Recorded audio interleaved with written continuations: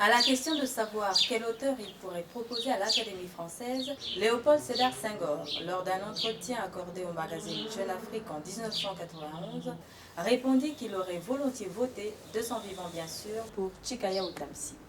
Celui-ci lui apparaissait en effet comme le plus original. Original mais aussi protéiforme, telle est l'œuvre de cet auteur dont on célèbre cette année le 20e anniversaire de sa disparition. Salué par ses pairs aussi bien que par la critique, Tchikaya Utamsi est aujourd'hui encore considéré comme l'une des grandes voix de la littérature francophone. Cependant, sa poésie ne se livre pas aisément. Elle est même parfois jugée hermétique. Pour faire connaissance avec cet auteur majeur et goûter à sa poésie, le meilleur moyen est peut-être d'ouvrir l'un de ses romans. Le dernier, intitulé Ces fruits si doux de l'arbre à pain, retrace le cheminement des pays d'Afrique au lendemain des indépendances. C'est un cheminement qui s'est effectué dans le doute, l'espérance trompée, la douleur, comme on le voit à travers l'histoire de la famille Poitiers, qui était pourtant promise à un bel avenir. C'est une famille comme on en trouve sous tous les cieux, avec ses désirs de réussite pour tous, ses joies et ses petites querelles qui ne sont qu'une autre façon de se dire qu'on s'aime. Mais cette tranquille famille va être rattrapée par la politique. Raymond Poitiers, le père de famille, homme de justice passionné et passionnant, essaie d'exercer sa profession le plus honnêtement possible. Il se bat contre la médiocrité, contre la paresse, contre la corruption. Pourtant, celle-ci vient frapper à sa porte sous la forme de déshonneur.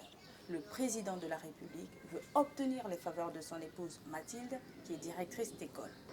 En échange, une forte somme d'argent ainsi que la promesse d'être élevé au rang de procureur de la République. Le juge est ébranlé. Cédera-t-il à la proposition indécente du président? Faut-il faire des compromissions, renoncer à ses convictions et surtout à l'honneur pour réussir? La force de ce roman, c'est son pouvoir d'évocation. Le langage métaphorique est permanent.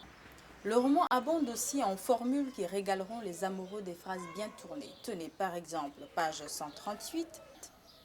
Quand le puits de tes illusions n'offre plus que de l'eau boueuse à boire à plus soif, tu es en solde de tout espoir.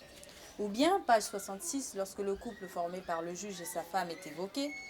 Comme dans tous les ménages, ça n'a pas été tous les jours la poésie du lac calme au clair de lune. On peut terminer par ce dernier extrait qui résume en quelque sorte le roman car il dit la difficulté pour la société à concilier les héritages modernes et traditionnels. Quand nous voulons justifier nos carences devant la modernité, nous nous réfugions dans la fierté que nous avons de vivre selon nos traditions. Quand celle-ci nous gêne, nous n'avons d'alléluia que pour la modernité. Amour, amitié, inceste, mariage mixte, militantisme, intrigue politique, disparition mystérieuse, ambition politique. Ce roman traduit la vie avec ses complexités, ses contradictions. Il fait un état des lieux de notre époque. Du point de vue littéraire, Ces fruits si doux de l'arbre à pain est un roman qui casse les frontières entre les genres. Tchikaya Utamsi courtise ouvertement toutes les formes d'écriture.